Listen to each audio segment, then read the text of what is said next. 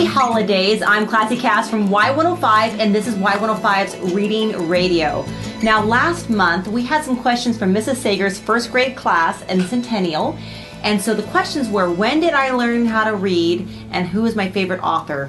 Well, I know for Dakota, who was one of our readers, he started in around third grade, really serious. I was doing the C. Jane run in first grade, but really started reading in second grade.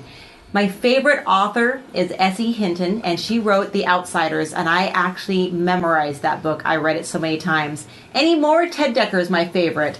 But today, this is a special request from Mrs. Sager's class, and it's "'Twas the Night Before Christmas" by Clement C. Moore. 'Twas the night before Christmas, when all through the house not a creature was stirring, not even a mouse. The stockings were hung by the chimney with care, in hopes that St. Nicholas soon would be there. Do you have a chimney? I don't even have a chimney. I think Santa finds a special way into my house. The children were nestled all snug in their beds, while visions of sugar plums danced in their heads. And Mama in her kerchief, and I in my cap, had just settled down for a long winter's nap. Look at them dreaming about candy. I dream about candy when I'm awake. When out in the lawn there arose such a clatter, I sprang from the bed to see what was the matter. Away to the window I flew like a flash, tore open the shutters and threw up the sash. Do you know what a sash is? I think it goes on the windows. The moon on the breast of the new fallen snow gave the luster of midday to objects below. And a snowman, too. Looks like Olaf. When what to my wondering eyes should appear but a miniature sleigh and 8 tiny reindeer, with a little old driver so lively and quick, I knew in one moment it must be Saint Nick, that's right. More rapid than eagles, his coursers they came, and he whistled and shouted and called them by name. Now Dasher, now Dancer, now Prancer and Vixen, on Comet, on Cupid, on Donner, and Blitzen. Rudolph isn't here yet. To the top of the porch, to the top of the wall, now dash away, dash away, dash away all. As dry leaves that before the wild hurricane fly, when they meet with an obstacle mount to the sky. So up to the housetop the coursers they flew, with a sleigh full of toys and St. Nicholas too. And then in a twinkling I heard on the roof the prancing and pawing of each little hoof.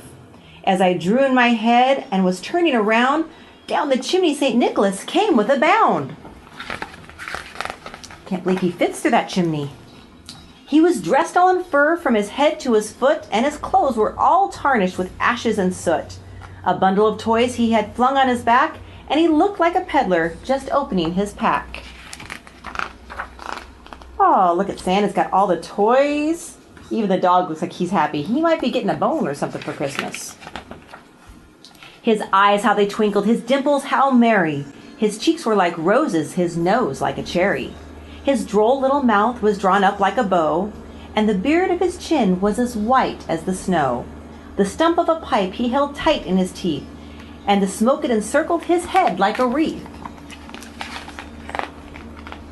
He had a broad face and a little round belly that shook when he laughed like a bowl full of jelly.